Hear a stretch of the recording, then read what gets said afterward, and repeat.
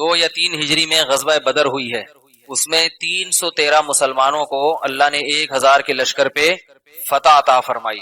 تھوڑے سے مسلمان تھے، بے سر و سامان، اور اللہ نے ان کو فتح عطا فرمائی. جب ان کو فتح ہوئی ہے تو اس وقت خالد ابن ولید اور ابو سفیان یہ مشرکین کی طرف تھے. انہوں نے انتقام کی ٹھانی کہ اس شکست کا ہم بدلہ لیں گے. سمجھ رہے؟ انہوں نے کہا کہ ہمیں جو شکست ہوئی ہم اس کا بدلہ لیں گے لازم. تو انہوں نے مدینہ میں گھس کے مدینہ پہ چڑھ کے حملہ کرنے کا ارادہ کیا. رسول اللہ صلی اللہ علیہ وسلم کو اطلاع ملی کہ خالد ابن ولید اور ابو سفیان وہ لشکر لے کر آ رہے ہیں لڑائی کے لیے. مسلمان ویسے ہی بیچارے بہت کمزور تھے، اس وقت اس پوزیشن میں نہیں تھے کہ خود سے کسی پہ حملہ کریں، کیونکہ غزوہ بدر میں بھی دفاع کیا گیا ہے، وہ اتفاقی لڑائی تھی، مسلمان جنگ کے ارادے سے نہیں نکلے تھے. ایک کمزور قوم جس کے لیے اپنے آپ کو بچانا ہی مشکل ہو، وہ کہاں سے باہر نکل کے اور خود سے کسی پر حملہ کرے. یہ میں اس لیے کہہ رہا ہوں کہ لوگ کہتے ہیں کہ جو شروع میں جہاد نہیں ہوا وہ ایمان کی کمزوری کی وجہ سے نہیں ہوا. ایسا نہیں ہے. مکہ میں جو 13 سال جہاد نہیں ہوا وہ ایمان کی کمزوری کی وجہ سے نہیں، بلکہ وسائل کی کمی کی وجہ سے. نہ افرادی قوت تھی اور نہ وسائل کے لحاظ سے قوت تھی. اللہ نے اس دنیا کو اسباب کے ساتھ جوڑ دیا ہے. یہ جو آج کل بہت سے لوگ فنٹر بنتے ہیں نا، فنٹر گیری نہیں چلے گی. یہ ہمیشہ انسان کو نقصان پہنچاتی ہے کہ بس ایک جذبہ ہو، ولولہ ہو اور دشمن پہ چڑھ جاؤ. سامنے والے کے پاس بندوق ہے اور آپ کے پاس ولولہ ہے تو آپ کا ولولہ اس کی بغیر ولولے والی بندوق سے جیت نہیں سکتا. وہ ایک ٹھا کرے گا، آپ کا جذبہ اور آپ کا ولولہ وہیں کیا ہو جائے گا، ڈھیر ہو جائے گا. الٹی الٹی باتیں لوگ کرتے ہیں کہ بس جذبہ ہونا چاہیے، ولولہ ہونا چاہیے لڑائی کا. ایسا نہیں ہے بھائی. جہاد میں بھی بہت کچھ دیکھا جاتا ہے. دنیا میں بعض جگہوں پہ صحیح جہاد بھی ہو رہا ہے، لیکن جہاد کے نام پہ بہت جگہوں پہ فساد بھی ہو رہا ہے. کچھ ہے نہیں اور کھڑے ہو گئے، حکومتوں کے خلاف بغاوتیں شروع کر دی، لڑائی شروع کر دی. ایسی جنگ میں جھونک دیا مسلمانوں کو کہ اب وہ جنگ بند کرنا کسی کا نام، یعنی جنگ بند کرنا کسی کے بس میں نہیں ہے. مسلمانوں کی لاشوں پہ لاشیں گری چلی جا رہی ہیں، اب اس کو روکنے والا کوئی نہیں ہے. تو یہ جو ینگ طبقہ ہے نا، نوجوان طبقہ، اس کے پاس جذبہ تو ہوتا ہے مگر نہ علم ہوتا ہے نہ یہ میچور ہوتے ہیں کوئی فیصلہ کریں. تو مکہ میں بھی جہاد نہیں ہوا کیونکہ اپنے آپ کو بچانا بڑا مشکل تھا. حضرت بلال رضی اللہ تعالیٰ عنہ ایمان قبول کرتے ہیں، ان کو گرم ریتوں پہ لٹایا جا رہا ہے، ان کے سینے پہ پتھر رکھے جا رہے ہیں. وہ کیسے لڑ سکتے ہیں بھائی؟ وہ تو اپنے آپ ہی کا دفاع نہیں کر پا رہے. اللہ تعالیٰ نے مسلمانوں کو حکم دیا کہ تمہارے لیے یہاں اپنے ایمان کی حفاظت مشکل ہے. مدینہ میں اللہ تعالیٰ نے ایمان کی فضا پیدا کر دی. اہل مدینہ بہت عرصے سے کسی نبی کا انتظار کر رہے تھے، بلکہ تاریخ کی بعض کتابوں میں اس قسم کا بھی کچھ آثار ملتے ہیں کہ مدینہ منورہ کے آباد ہونے کی وجہ ہی یہ تھی کہ یہود و نصارہ پڑھا کرتے تھے کہ آخر زمانے میں جو نبی آئے گا وہ اس علاقے میں ہجرت کرے گا. اس کی نشانیاں وہ دیکھ کر اس علاقے کو آباد کیا گیا ہے. تو آپ صلی اللہ علیہ وسلم کی اپنی قوم نے آپ کو قبول نہیں کیا، بہت تھوڑے لوگ مسلمان ہوئے. لیکن مدینہ میں یہ چرچا ہو گیا کہ وہ آخری نبی جس نے آنا تھا وہ آ چکا ہے. کیسی اللہ تعالی کی، یعنی اللہ کی کیسی رحمت ہے کہ محنت کہاں ہو رہی ہے اور اللہ اس کے اثرات. اس لیے مایوس نہیں ہونا چاہیے. آپ دین کی دعوت اور دین کا کام کرتے رہیں، اللہ تعالیٰ ناکامی کے نقشوں میں کامیابی پیدا کرتا رہے گا. تو مدینہ سے صحابہ چھپ کے آتے تھے. کتنا لمبا راستہ ہے، آپ جو لوگ گئے ہیں وہ جانتے ہیں. مکہ سے مدینہ کتنا لمبا راستہ ہے، وہ کیسے پیدل طے کرتے ہوں گے یا کیسے اونٹوں پہ گھوڑوں پہ طے کرتے ہوں گے، عقل حیران ہو جاتی. اتنی شدید گرمی میں وہاں سے میں تو جب جاتا ہوں نا، کبھی مکہ مدینہ جانا ہوتا ہے، اللہ بار بار لے کے جائے، تو میں یہی دیکھتا رہتا ہوں ان لوگوں کو راستے کیسے پتہ چلتے تھے. ہے بھائی، ان کو کیسے پتا ہوتا تھا کہ یہاں سے ادھر جاؤ گے تو مدینہ آئے گا، ادھر جاؤ گے تو شام آئے گا، ادھر فلسطین ہے. پوری دنیا دیکھی ہوئی تھی. وہ لوگ جاتے تھے، سفر کرتے تھے.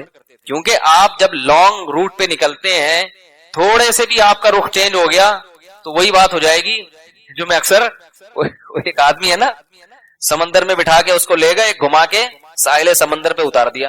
عمان جانا تھا اس نے، تو وہاں اٹھ کے پوچھ رہے لوگوں سے عمان کہاں ہے. وہ دوسرا کہتا پتہ نہیں، میں تو خود قطر میں گھوم رہا ہوں یہاں پہ. سمندر میں جا کے تھوڑی سی ڈائریکشن دائیں بائیں ہوئی، کہیں کے کہیں نکل گئے. ایسے ہی صحرا میں بھی ایسے ہی ہے. تو صحابہ کرام آتے تھے اور آپ صلی اللہ علیہ وسلم سے بیعت کرتے تھے. کن باتوں پہ بیعت ہوتی تھی؟ بڑی زبردست باتیں ہیں وہ. تو آہستہ آہستہ مدینہ میں ماحول الحمدللہ بننا شروع ہو گیا.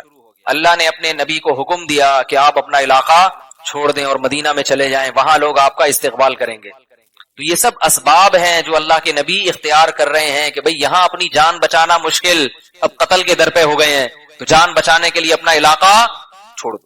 لوگ کہتے ہیں نہیں موت تو آنی ہے, جان بچانے کے لیے کیا ضرورت, موت تو جب آنی ہے تو بولو بھائی آنی. یہ دینداروں کا حال ہے بھائی. کیوں بھائی, جب مریں گے تو جو رات قبر میں لکھی ہے وہ قبر میں گزر کے رہے گی. اسباب اختیار کرنا بھی ضروری ہے. آپ صلی اللہ علیہ وسلم جو مشن کو لے کر آئے تھے اس مشن کو ادھورا چھوڑ کے دنیا سے نہیں جانا چاہتے تھے. بھئی یہ مکمل کرنا ہے.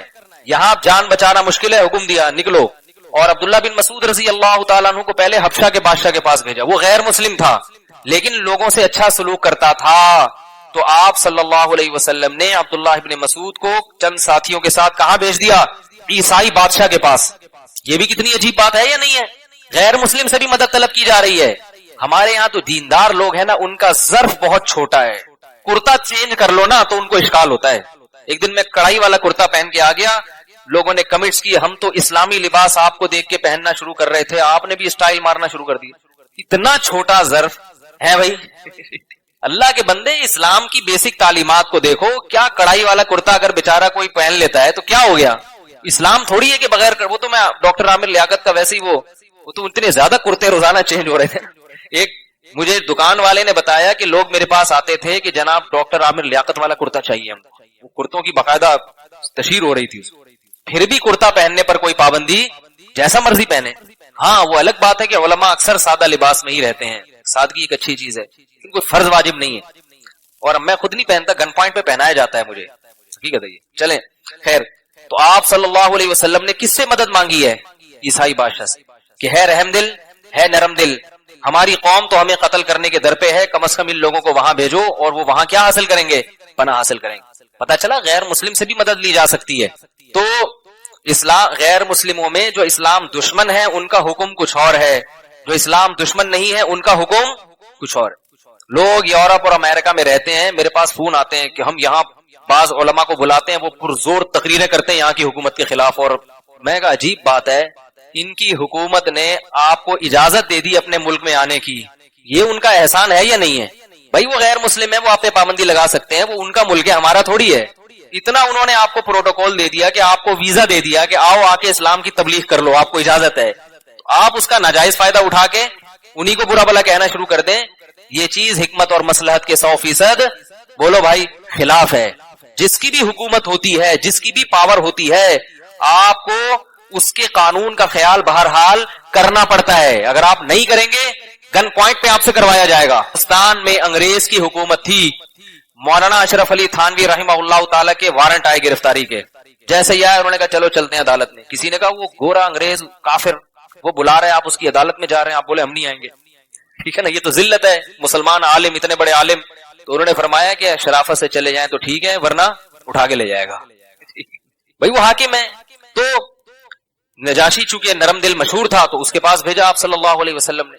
تو جب نبی صلی اللہ علیہ وسلم مدینہ ہجرت کر کے تشریف لے گئے تو وہاں مسلمانوں کے ساتھ سب سے بڑا مسئلہ تھا معاشی, کیونکہ ادھر سارا بزنس, سارا کاروبار, ساری پراپرٹی مکہ چھوڑ کے چلے گئے, سب کچھ. مصعب ابن عمیر ایسے مالدار صحابی تھے, جوان, خوبصورت, بڑی تجارت تھی ان کی.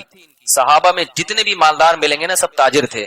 اسلام میں تجارت کی اہمیت ہے, ملازمت کو اسلام نے اتنی لفٹ نہیں کرائی. آج بہت بڑی مسلمانوں پر بدبختی یہ آئی ہوئی ہے کہ ہر ذہین سمجھدار آدمی کسی کمپنی میں جاب لگ جائے بڑا خوش ہوتا ہے, ملازم بنے گا بس. وہ اللہ کے بندو بزنس کی طرف آؤ, کاروبار کی طرف آؤ. اس پر میرا ایک بیان ہے باقاعدہ, شاید یوٹیوب پہ ہو, کہ اسلام میں تجارت کی کیا اہمیت ہے, کیوں, اس کی وجوہات کیا ہیں. جہاں بھی اللہ نے اپنا فضل جس چیز کو بیان کیا نا وہ تجارت کو, تو تاجر بنا کرو. تاجر بننے سے, تجارت سے قوموں کی تقدیریں آپ کے ہاتھ میں آئیں گی, اور ملازم بننے سے لوگ آپ کے تقدیروں سے کھیلیں گے. جب چاہیں گے کک آؤٹ کیا آپ کو کمپنی سے, ہر وقت یس سر نو سر, باس کی جو ہے نا چاپل اسی میں لگے رہو گے.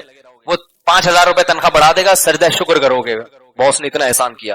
وہ آپ کی ساری صلاحیتوں کو چوس کے کروڑپتی بن جائے گا اور آپ کو 1 لاکھ روپے دے گا. آپ بڑے خوش 1 لاکھ روپے لے کر آؤ گے, بولو گے ماشاءاللہ اب تو مجھے گاڑی بھی مل گئی ہے کمپنی کی طرف سے. تو ساری سے تاجر کیا کرتا ہے, وہ آپ کی صلاحیتوں سے فائدہ اٹھاتا ہے. تو اس لیے تجارت کی طرف آنا چاہیے. اس پر پھر کبھی بیان دوبارہ کروں گا انشاءاللہ. IBI یونیورسٹی میں میرا بیان ہوا تھا, جو وہاں کے طلبہ ہیں نا ان میں تجارت کی اہمیت پر.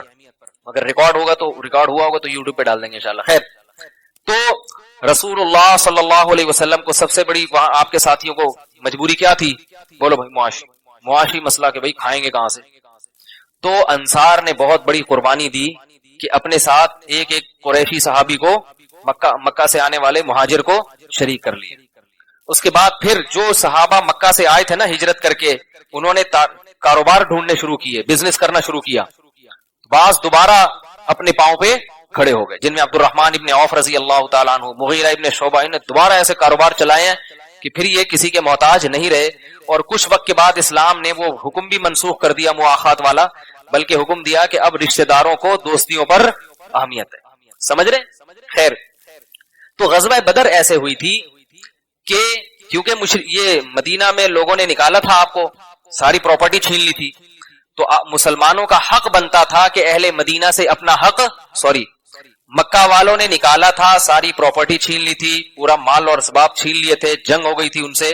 تو مسلمانوں کے لیے جائز تھا کہ وہ ان کے قافلے پر شبخون ماریں اور ان سے اسباب اور وسائل پہ قبضہ کریں. تو آپ صلی اللہ علیہ وسلم کو اطلاع ملی کہ شام سے تجارت کرتا ہوا ایک قافلہ مدینہ کے راستے سے ہوتا ہوا مکہ جا رہا ہے, ابو سفیان کا اور ابو جہل کا. ان کی جو تجارتی قافلہ ہے نا, یہ کہاں سے جا رہا ہے؟ ادھر سے. تو آپ صلی اللہ علیہ وسلم نے ارادہ کیا کہ اس قافلے پہ شبخون مارتے ہیں, حملہ کرتے ہیں. گوریلا وار ہوتی ہے نا, گوریلا کاروائی کر کے ان سے تجارتی مال چھین لیتے ہیں. کیونکہ جب کسی ملک سے آپ کا کوئی ایگریمنٹ نہیں ہے نا, تو اس کا مال حلال ہوتا ہے. اس کی مثال ایسے جیسے بہت سے پاکستانی انڈیا میں گھس جاتے ہیں بغیر ویزا بغیر پاسپورٹ کے, تو وہاں کی گورنمنٹ آپ کو گرفتار بھی کرتی ہے اور بھیجتی ہے تو پورا کنگال کر کے, بعض دفعہ پیسے لے کے چھوڑتی ہے. اسی طرح کوئی انڈین بغیر پاسپورٹ ویزے کے پاکستان میں گھسے گا تو پھر ہم بھی اس کے پاجامہ پہنائیں گے, اتاریں گے نہیں بھائی. لیکن یہ حق, یعنی دنیا کا یہ قانون ہے, اس میں قتل بھی جائز ہوتا ہے. آپ نے دیکھا ہوگا پیرس بہت سے لوگ سلپ ہو جاتے ہیں غیر قانونی طریقے سے, تو وہاں جو بارڈر پہ فوجی کھڑے ہوئے ان کو گولی مار دیتے ہیں. یہ پوری دنیا کا ایک آج بھی لا ہے کہ آپ کسی ملک کا بارڈر اگر غیر قانونی طریقے سے کراس کریں گے تو پھر آپ نہ آپ کی جان محفوظ, نہ آپ کا مال محفوظ. سامنے والے کے لیے آپ کی جان بھی حلال اور آپ کا مال بھی حلال. تو یہ جو قانون جیسے آج ہے اس دور میں بھی تھا. چونکہ اہل مکہ سے جنگ تھی, کوئی معاہدہ کوئی ایگریمنٹ نہیں تھا, تو مسلمانوں کے لیے بالکل حلال تھا کہ کوئی قافلہ یہاں سے گزر رہا ہے تو اس پہ شبخون ماریں, کیونکہ وہ کوئی معاہدے کے تحت کوئی ایگریمنٹ کے تحت تھوڑی گزر رہا ہے. تو آپ صلی اللہ علیہ وسلم نے ارادہ کیا اور 313 صحابہ کو لے کے چلے گئے, کیونکہ جنگ کا ارادہ نہیں تھا, ایک گوریلا وار کرنی تھی اور ان سے راشن وغیرہ اٹھانا تھا اور وہاں سے نکلنا تھا تاکہ مسلمانوں کی معاشی حالت بہتر ہو جائے. لیکن جب آپ صلی اللہ علیہ وسلم وہاں پہنچے ہیں قریب, تو یہ مخبری ہو گئی مشرکین مکہ کو. یہ غزوہ بدر کا پس منظر ہے, اس کو خوب سمجھیں, چونکہ اس کے بغیر یہ آگے کی آیتیں سمجھ میں نہیں آئیں گی. مخبری کس کو ہو گئی؟ مکہ میں رہنے والے غیر مسلموں کو, کافروں کے سردار کو. ابو سفیان بھی تھے, جن میں خالد بن ولید بھی تھے. انہوں نے سوچا کہ ہم اپنے اس قافلے کی حفاظت کے لیے ایک بڑی فوج تیار کر کے بھیجتے ہیں. سمجھ رہے ہیں؟ تو انہوں نے 1000 کا لشکر بھرپور طریقے سے مسلح, گھوڑوں سے, اونٹوں سے لیس, وہ تیار کر کے بھیجا. اور ان کا خیال تھا, ان کو بلکہ پتا تھا کہ مسلمان بہت تھوڑے ہیں, مسلمانوں کو اطلاع تھوڑی تھی کہ ہمیں مخبری ہو جائے گی. وہ جنگ کی تیاری سے, یار بولیں کو تو بات چلے گی نا آگے, وہ جنگ کی تیاری سے مسلمان نہیں آئے ہیں, لہذا وہ پوری طاقت کے ساتھ گئے. انہوں نے کہا مکہ میں تو یہ لوگ پکڑائی میں نہیں آئے, نکل گئے, اب ان کو چھوڑنا نہیں ہے, اپنے قافلے کی بھی حفاظت کرنی ہے تجارتی, اور ان کو بھی تہس نہس کر دینا ہے. مسلمان اس صورتحال کے لیے ذہنی طور پر تیار تھے ہی نہیں. اب مسلمانوں کی رائے میں بھی اختلاف ہو گیا کہ بھائی وہ قافلے کی طرف چلیں یا اس لشکر سے لڑیں, یعنی کیا کریں ہم.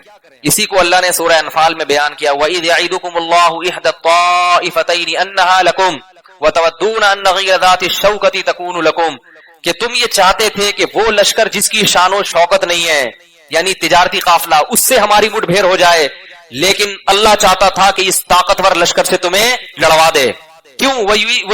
یرید اللہ ان یحق الحق, کیونکہ اللہ یہ چاہتا تھا کہ آج دنیا کے سامنے حق کو واضح کر دے. پہلے سے اللہ کہتے ہیں نا کہ جاؤ جا کے لڑو، تو وہ مسلمان ذہنی طور پہ تیار نہیں ہوتے. تو اللہ فرماتے ہیں کہ اللہ یہ چاہ رہا تھا کہ تمہاری لڑائی کس سے ہو؟ اس طاقتور لشکر سے ہو جو 1000 کا لشکر ہے اور اسلحے سے لیس ہو کر آ رہا ہے. کیوں؟ اللہ اس موقع پر تمہاری مدد کر کے دنیا کو بتانا چاہتا تھا کہ اس جنگ میں خدا کس کے ساتھ ہے؟ مسلمانوں کے ساتھ. مسلمانوں کا حوصلہ بھی بلند ہوگا. اور ان مشرکین مکہ کو اللہ یہ دکھانا چاہتا تھا کہ تم اسباب اور وسائل کی کثرت کے باوجود بھی جنگ نہیں جیت سکے ان سے. تو وہ بدر کے مقام پر وہ لشکر پہنچا اور نبی صلی اللہ علیہ وسلم بھی یہاں پہنچے. ایک غیر متوقع صورتحال. یہ میں اتنی تفصیل اس لیے بتا رہا ہوں کہ آپ صلی اللہ علیہ وسلم نے جب بھی فیصلہ کیا گراؤنڈ ریئلٹیز کو سامنے رکھ کے فیصلہ کیا ہے. آپ صلی اللہ علیہ وسلم کبھی بھی 313 کو 1000 کے مقابلے میں لا کے کھڑا نہیں کرتے.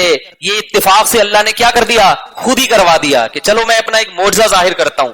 یہ اس لیے کہہ رہا ہوں کہ آج بھی لوگ غزوہ بدر کا حوالہ دیتے ہیں کہ یار جب 313 کو 1000 پہ بغیر اس کے شکست ہو سکتی ہے تو ہم فلسطین پہ اور امریکہ پہ اور جاپان پہ اور پاکستان پہ اور اسلام آباد پہ اور افغانستان اور چیچنیا اور پتہ نہیں کہاں کہاں اس پہ ہم خلافت کا جھنڈا کیوں نہیں گاڑ سکتے؟ اور اس کے بعد پھر کیا شروع ہو جاتا ہے؟ ایک ایسا سلسلہ شروع ہو جاتا ہے کہ نتیجہ یہ نکلتا ہے ایجنسی والے اس کو اٹھا کے بند کر دیتے. آخر میں یہ ہوتا ہے. پہلے تو بہت ہوتا تھا، اب یہ تھوڑا کم ہو گیا ہے. تو اللہ کے بندو، یہ غزوہ بدر جو ہوئی ہے یہ کیا تھا؟ اتفاقی واقعہ. نبی نے جب بھی فیصلہ کیا، آپ کی تاریخ خود جب فیصلہ کیا ہے گراؤنڈ ریئلٹیز کو سامنے رکھ کر، کیونکہ لڑ بھی سکتے ہیں کہ نہیں لڑ سکتے. ایسا تو نہیں کہ بجائے فائدے کے شکست ہو جائے، ہمیشہ زمینی حقائق کو دیکھ کر فیصلہ کیا ہے. یہ لڑائی تھی اتفاقی. کرے کچھ چلنے کچھ کس ارادے سے نکلے تھے اور ہو کچھ اور گئے. تو جب وہ لشکر آ کے کھڑا ہوا ہے، ادھر 1000 کا لشکر، ادھر 313، نہ گھوڑے ان کے پاس نہ سواری، چند تلواریں تھیں. اور پھر وہ لوگ اپنے ساتھ ناچنے والی باندیاں، لڑکیاں اور عورتیں بھی لے کر آئے تھے، کیونکہ ان کو تو پتا تھا ہم نے فتح تو ہونی ہے.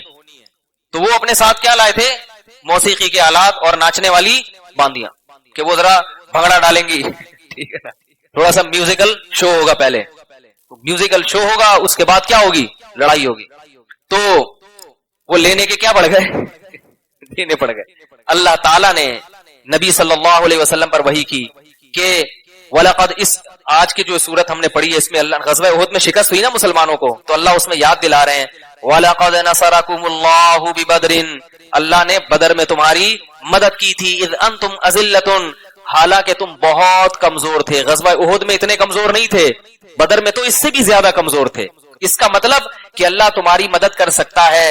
احد میں اگر اس نے نہیں کی تو اس میں اس کی حکمتیں ہیں، مصلحتیں ہیں. وہ مصلحتیں کیا ہیں؟ وہ تلک الايام نداولها بین الناس، فرمایا ہم یہ پلڑے گھماتے رہتے ہیں، ہمیشہ ہی فتوحات ہوتی رہے، پھر تو ساری دنیا تمہارے ساتھ آ جائے گی. کس کو فاتح قوم میں شامل ہونے کا شوق نہیں ہوتا؟ فتح بھی ہوگی، شکست بھی ہوگی، شہداء بھی ہوں گے، مالے جو ہے نا وہ زخمی بھی ہوں گے، سب کچھ ہوگا. پھر دیکھیں گے کون دین پر جمتا ہے، کون محمد صلی اللہ علیہ وسلم کا ساتھ دیتا ہے اور کون میدان چھوڑ کے بھاگ جاتا ہے. تو اللہ نے بدر کو کا یاد دلایا مسلمانوں کو. تو وہ جو 313 تھے ان کا جب مقابلہ آمنے سامنے ہوا تو ادھر سے عتبہ ابن ولید آئے. میں اکثر واقعہ سناتے رہتا ہوں، ابھی میں اس کو زیادہ نہیں تفصیل میں جاؤں گا. وہ آ کے کہنے لگے حل میں مبارز، کوئی ہے ہم سے لڑنے والا؟ ادھر سے چند انصار صحابی آئے تو انہوں نے کہا نہیں، یہ ہمارے جوڑ کے نہیں ہے، قریشی ہونا چاہیے، ہماری قوم کا آدمی ہونا چاہیے، لڑائی کا مزہ آئے. یہ فنٹر گیری ہمیشہ سے چل رہی ہے دنیا میں، اور یہ فنٹر گیری انسان کو بعض دفعہ مہنگی پڑ جاتی ہے. تو آپ صلی اللہ علیہ وسلم نے حضرت جعفر طیار کو بھیجا، اپنے چچا زاد بھائی حضرت علی کو بھیجا، اور عبیدہ ابن جراح رضی اللہ تعالیٰ عنہ کو بھیجا. تو ان قریشی سرداروں کو دیکھ کر وہ کہنے لگے نعم اکفاؤنا، یہ ہیں ہمارے جوڑ کے، ان سے لڑائی میں کیا آئے گا؟ مزہ آئے گا. اور تینوں ڈیلیٹ ہو گئے. ٹھیک ہے، لڑائی ادھر سے مسلمانوں میں حضرت ابو عبیدہ شہید ہو گئے تھے. عبیدہ ابن جراح تھے، ابو عبیدہ نام ذہن سے نکل رہا ہے، یہ شہید ہو گئے تھے. تو اس کے بعد جنگ شروع ہوئی. اللہ نے نبی کو وحی کی کہ اپنے صحابہ کو تسلی دے دیں کہ یمددکم ربکم بثلاثۃ آلاف من الملائکۃ منزلین، اس لڑائی میں 3000 فرشتے آسمان سے نازل ہوں گے.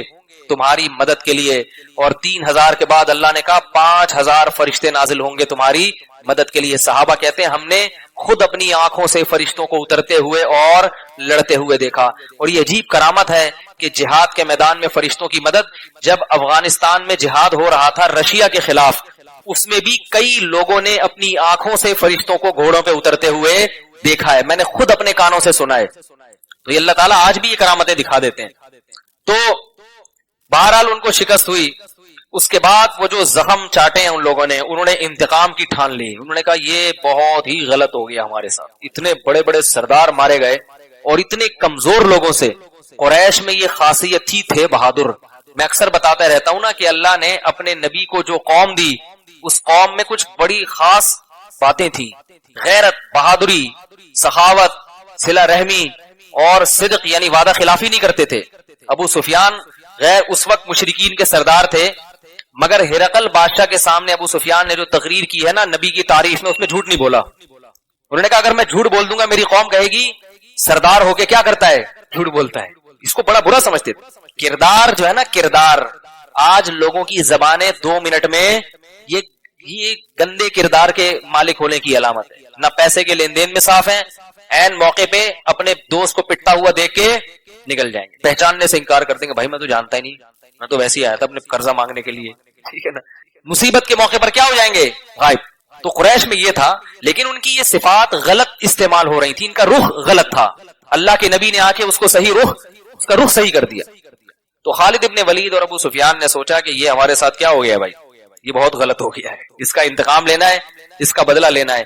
تو پھر انہوں نے ارادہ کیا مدینہ پہ دوبارہ چڑھائی کرنے کا۔ میں نے وہ جگہ دیکھی ہے، سب نہیں دیکھی ہوگی جو بھی مدینہ گئے ہیں، کہ وہ جو ہے وہ راستہ بدل کے آ رہے تھے۔ مدینہ کا جو عام راستہ ہے وہاں سے نہیں، دوسرے راستے سے آ رہے تھے، ایسے حملہ کرنے کا ارادہ تھا۔ اس وقت مسلمانوں کے درمیان پھر مشورہ ہوا کہ مدینہ کے اندر رہ کے لڑنا ہے یا مدینہ سے باہر نکل کے لڑنا ہے، کیونکہ اتنا بڑا لشکر آ رہا ہے، اسے کیسے لڑیں۔ بہت سے صحابہ جو بدر میں شریک نہیں ہو سکے تھے، ان کو تو پتہ ہی نہیں تھا نا کہ باقاعدہ لڑائی ہو جائے گی، اس لیے وہ گئی نہیں۔ اور بدر میں جب اللہ کی یہ مدد ہوئی تو انہوں نے قسمیں اٹھا لی کہ اب ہم کس میں شریک ہوں گے، احد میں شریک ہوں گے، ہمیں تو موقع ہی نہیں ملا۔